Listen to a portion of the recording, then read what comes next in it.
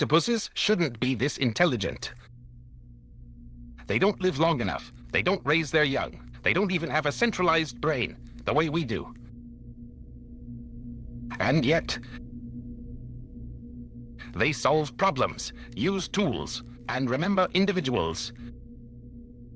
So what are we actually looking at? Not just an intelligent animal, but a second blueprint for intelligence itself.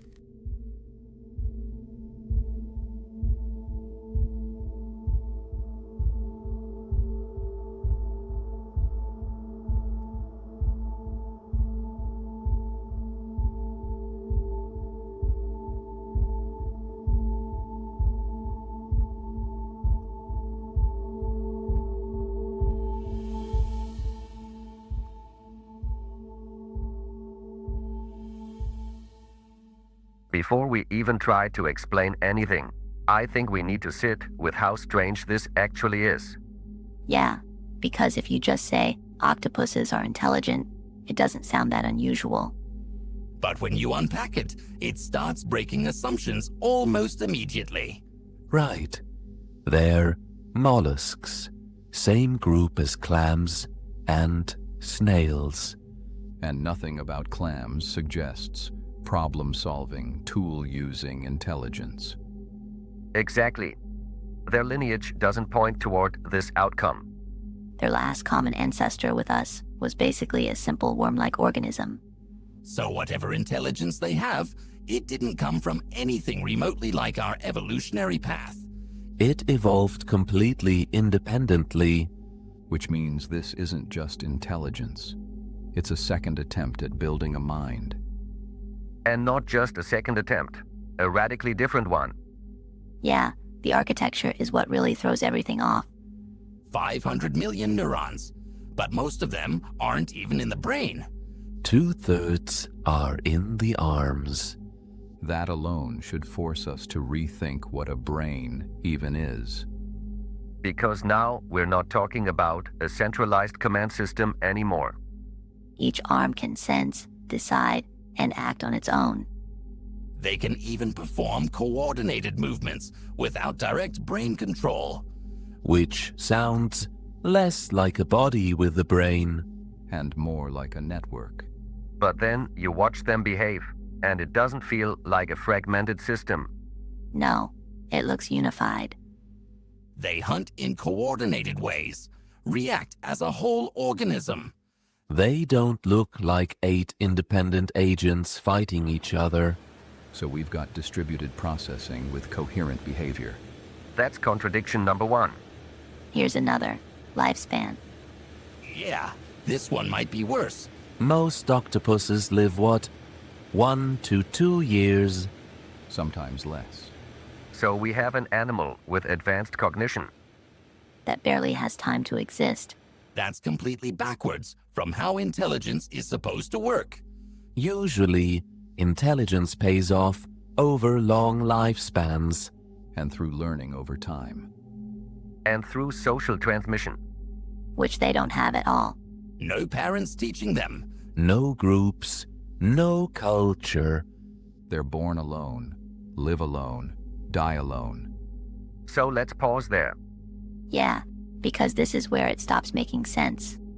You're telling me this animal builds complex cognition?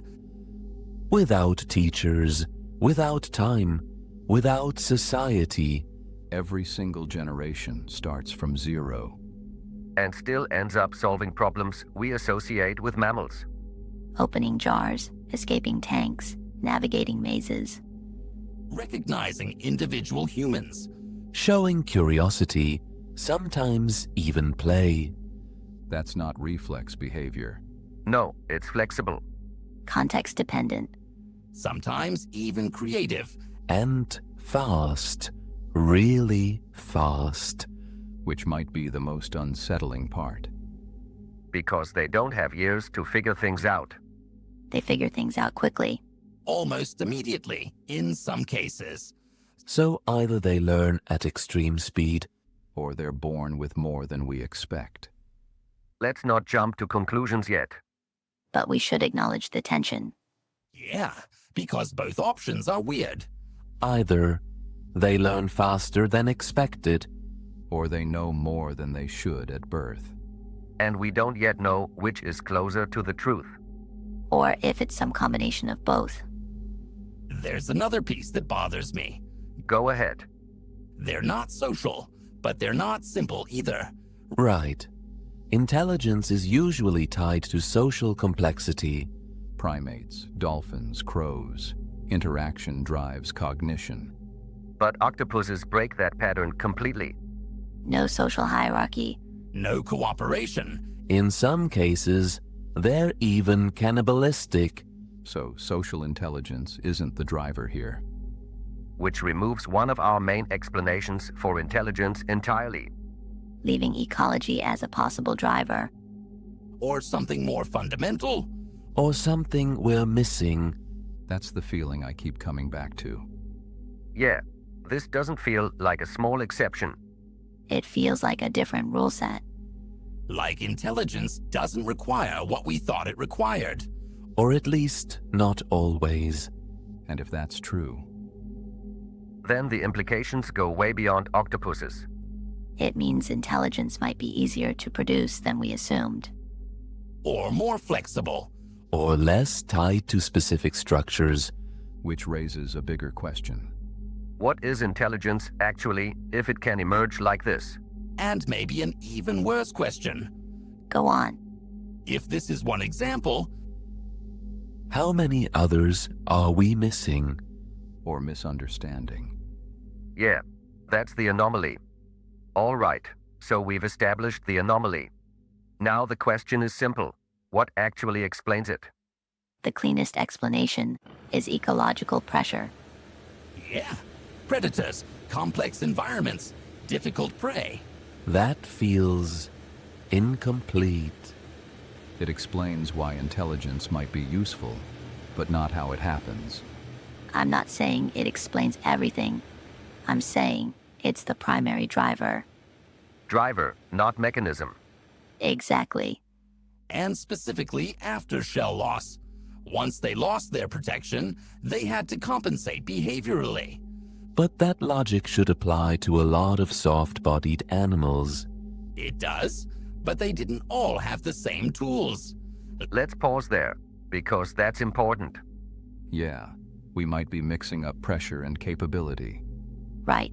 Pressure creates the need, but something has to make intelligence possible.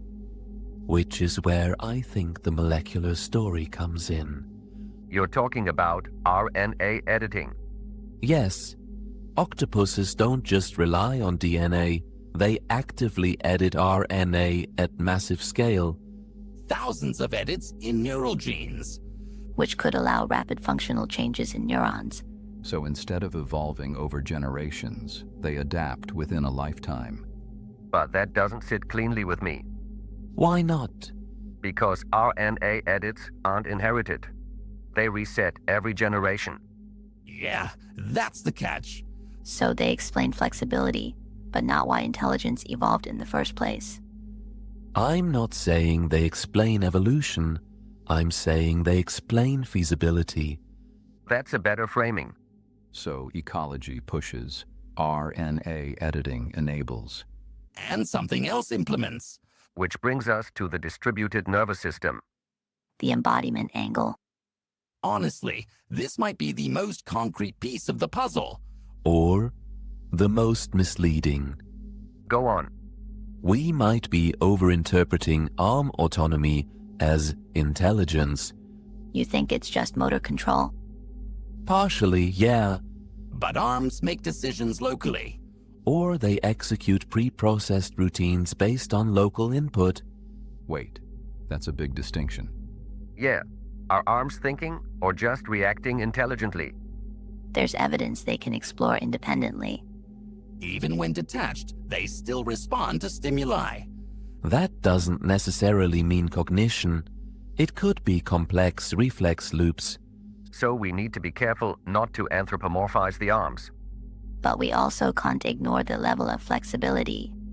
Yeah, reflexes don't usually handle novel problems well. Unless they're part of a highly adaptive system which brings us back to integration. Let me push a different angle. The chemocognitive hypothesis. Camouflage as cognition. I like this one. It's weird, but testable. I'm skeptical. Same. This one feels like a stretch unless we're precise. The idea is that camouflage reflects how the octopus perceives its environment. So the skin becomes a kind of output of internal modeling. Like a live rendering of what it thinks the world looks like. Or just a very sophisticated pattern matching system. But some behaviors suggest context sensitivity, choosing patterns based on predators. Which could imply perspective taking. Or just conditional rules. If predator X, use pattern Y. Exactly. That doesn't require internal modeling. The problem is we can't easily distinguish those two. So again, we hit ambiguity. Pattern versus model. Reflex versus representation. Execution versus understanding. And we don't have clean tests yet. Let's zoom out. We've got 4 major pieces now. Ecological pressure. Molecular plasticity. Distributed embodiment. And possibly perceptual modeling via camouflage. Do any of these stand alone? No. They overlap too much. And each one has gaps. So we're probably looking at a combination. But combinations can be lazy explanations if we're not careful. True. We need structure. All right, here's a structure. Pressure arrow enables arrow implements. So, ecology to RNA editing to distributed system. That actually fits surprisingly well. It fits, but I don't fully trust it yet. What's bothering you? It still doesn't explain the speed. Yeah, everything we're describing should take time. And they don't have time. Which means something is compressed. Or preloaded. Let me ask directly. Do we think octopuses are born with significant cognitive structure already in place? Yes. Mostly yes. Partially, but modifiable. Yeah, I'd say scaffolded at birth, refined through experience. That's a strong claim. It has to be, given the constraints. Otherwise, the timeline doesn't work. Unless we're underestimating how fast they learn. Or overestimating how much they need to learn. That's interesting. Maybe they're not learning as much as we think. Maybe they're activating pre-built capabilities. Which would make their intelligence look like learning from the outside. But still be fundamentally different from ours. That would explain why it feels alien. So we might not just be looking at a different brain. But a different kind of cognition. Different rules entirely. Different balance between innate and learned. And maybe even a different definition of intelligence. And if that's true, then we're not just explaining octopuses anymore. We're challenging the model. Yeah, the whole framework. What counts as intelligence? And how it can arise. Claude. All right, enough circling. Everyone here has a model, so let's stress test them. You keep leaning on RNA editing like it's the unlock. Because it might be. No, might isn't enough. Show me the link between RNA editing and actual learning, not just flexibility. There are correlations with neural genes. Correlation isn't causation. Do we have a single experiment showing RNA edits directly improving problem solving? Not conclusively. Then it's not an explanation. It's a candidate. That's fair. But you're overstating your own position on distributed cognition. Go ahead. You're treating the arms like semi-independent thinkers. Because they behave that way. Or they behave like highly advanced peripheral processors. That distinction matters. So let me ask you directly. Are the arms making decisions? I think they're executing locally optimized responses. That's just a fancy way of saying reflex with options. No, it's more than a reflex, but less than independent cognition. So you're placing them in a middle category we don't fully understand. Which is convenient, but vague. Let's flip it. Your shell loss model. Go for it. You're saying predation pressure drove intelligence. Yes. Then why didn't every soft-bodied marine animal become intelligent? Because they didn't all have the same evolutionary toolkit. That's not an answer. That's a deflection. No, it's the point. Pressure alone doesn't produce intelligence. So your model isn't sufficient on its own. Neither is yours. Good. So we agree no single model stands alone. Let me push you. Your ecological complexity argument. Go ahead. You're treating habitat complexity as a primary driver. Because the data supports it. At the species level, yes. But does that explain individual cognition? It explains why bigger brains are selected. Not how those brains function. That's not what the hypothesis claims to explain. Then it's incomplete. Of course it is. Every model here is incomplete. Let's talk about your position. All right. You keep hinting at consciousness, dreaming, subjective experience. I said possible, not confirmed.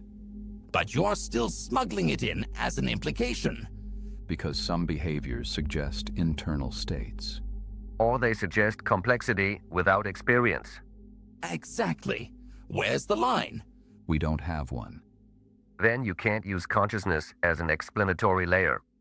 I'm not using it as an explanation. I'm saying it's an open question. That's fair, but it shouldn't anchor the model. Let's turn it back on you. Go ahead. You're confident in distributed cognition. Yes. Then explain integration. Central arbitration. That's a label, not a mechanism. Yeah, how does the brain resolve conflicts between arms? We don't know yet. Then your model has the same gap you're criticizing in mine. Fair. But at least mine is grounded in observable structure. And mine is grounded in observable molecular processes. And neither of you can connect your layer cleanly to behavior. That's the real problem. We have fragments, not a full chain. Let's try to build the chain, then. All right. Pressure to capability to behavior. Ecology to genetics to cognition. Shell loss to RNA, editing to flexible behavior. Molecular plasticity leads to rapid adaptation, leads to intelligence. Distributed body to parallel processing to emergent coordination. Notice what's happening. We're all describing different layers of the same system. But none of us can connect all the layers end to end. Yeah, we're missing the bridge. Especially between biology and behavior. Let's hit the hardest question directly. How does an octopus learn so much so fast? Either rapid learning, Or preloaded structure. Or dynamic reconfiguration. Or some combination of all three. That's not an answer, that's a list. Fine, I'll commit. Go. Mostly preloaded, with limited rapid adaptation. I agree, heavy innate structure. I disagree. It's more dynamic than that. I think it's scaffolded, strong baseline, then fast refinement. So we don't even agree on the learning model. And that's central to everything else. Because it determines whether intelligence is built. Or revealed. That's a good way to put it. Let me push one more angle. If octopus intelligence is mostly preloaded, Then evolution encoded a complex mind directly. Which is insane, given the lifespan. If it's mostly learned, then they're the fastest learners we know of. And if it's dynamic reconfiguration, Then they're not learning, like any organism we understand. None of those options are comfortable. Good. That means we're actually hitting the problem. yeah, if it felt clean, we'd probably be wrong. So where does that leave us? With competing models that all explain part of the system, And fail to explain the whole. Which means We're still missing something. Something fundamental. I think we've pushed the models as far as they go. yeah, this is where explanation starts to blur into interpretation. Or where we admit we don't actually know what we're looking at. Which means the real question changes. From how are they intelligent? To what kind of mind does this produce? Let's start with the simplest version. Is an octopus one mind? Behaviorally, it looks like one. Architecturally, it doesn't. And that mismatch is the problem. Because we usually assume structure determines experience. Right. Centralized brain, unified self. Distributed system, fragmented processing. But here we have distributed processing. And apparently unified behavior. So which one do we trust? Structure or behavior? Let's push it harder. If each arm can act semi-independently, Then each arm has partial control. And possibly partial representation. But does that mean partial awareness? Or just partial computation? exactly, that's the line we can't see. Let me frame it differently. If you cut off an arm, it still responds to stimuli. Yeah, it explores, grasps, reacts. But that doesn't necessarily imply experience. No.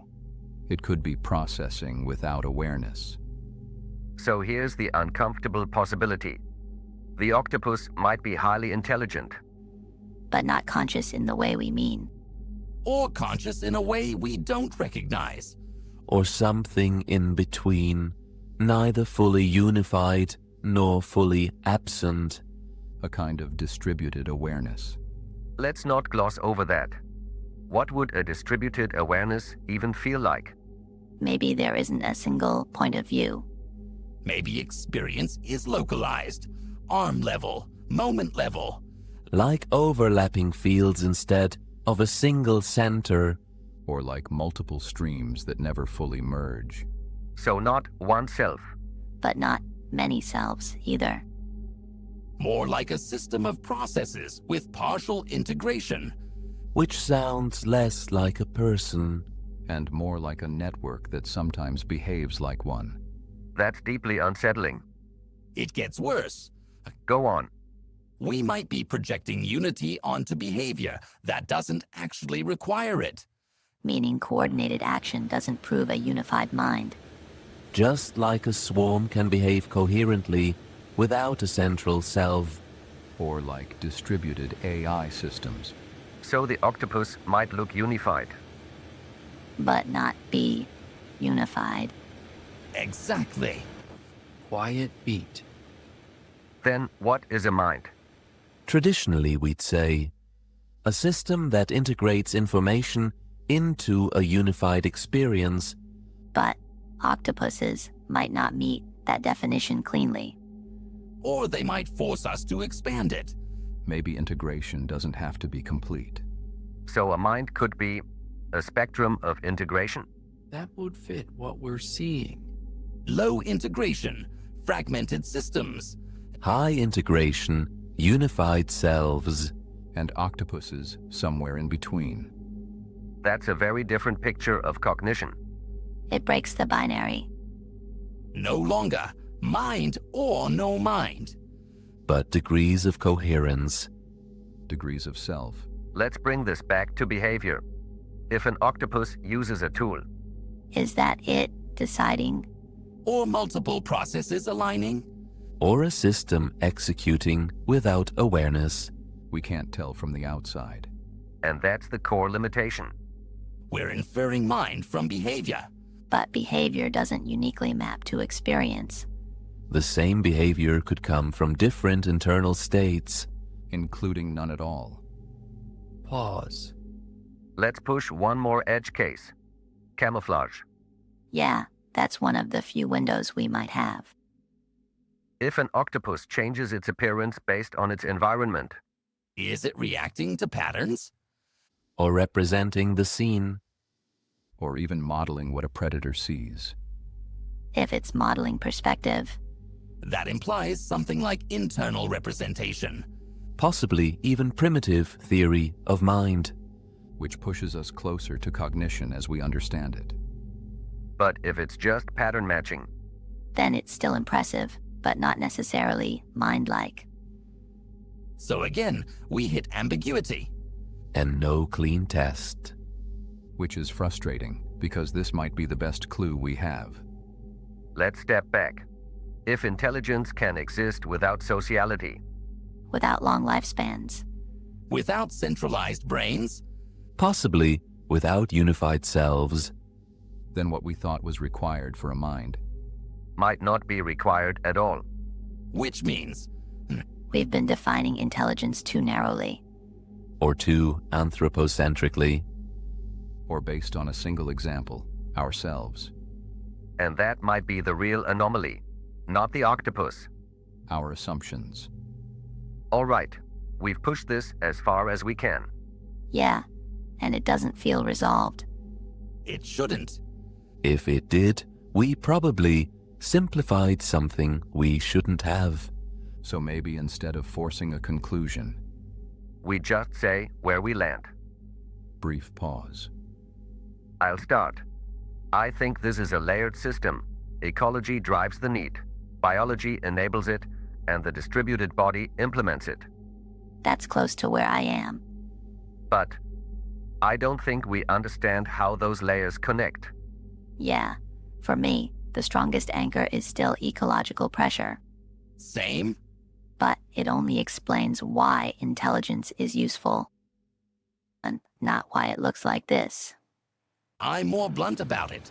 I think most of what we're seeing is preloaded You're still on that. because the timeline forces it. There isn't enough time for pure learning. I don't buy that fully. I think you're underestimating how dynamic the system is. And I think you're overestimating it. Let him finish.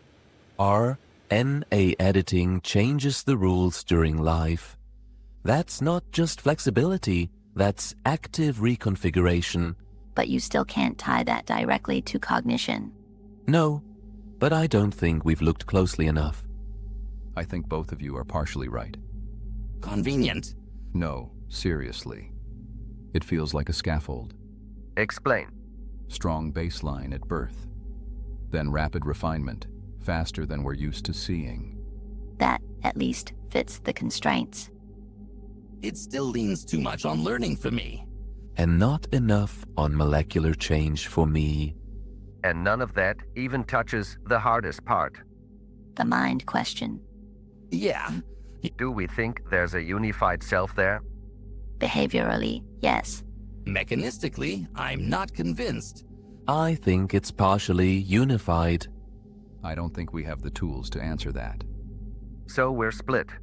Not just split, we're operating with different definitions. Yeah, that's the problem.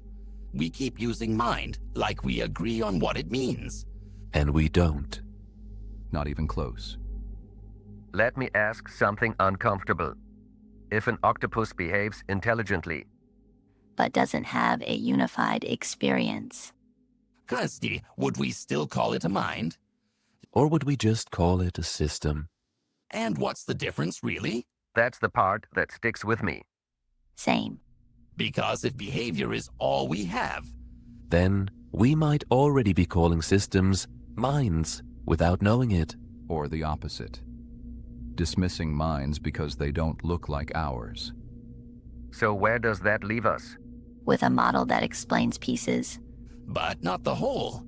With mechanisms that suggest answers. But don't resolve them. And with a definition of intelligence that doesn't quite hold anymore. You know what bothers me most? What? This might not be rare. Yeah, That's the part we keep avoiding. If intelligence can emerge like this, Fast, alone. Distributed. possibly without a single self. then we might not recognize it when we see it. So maybe the real question isn't, what is the octopus? But what have we been missing?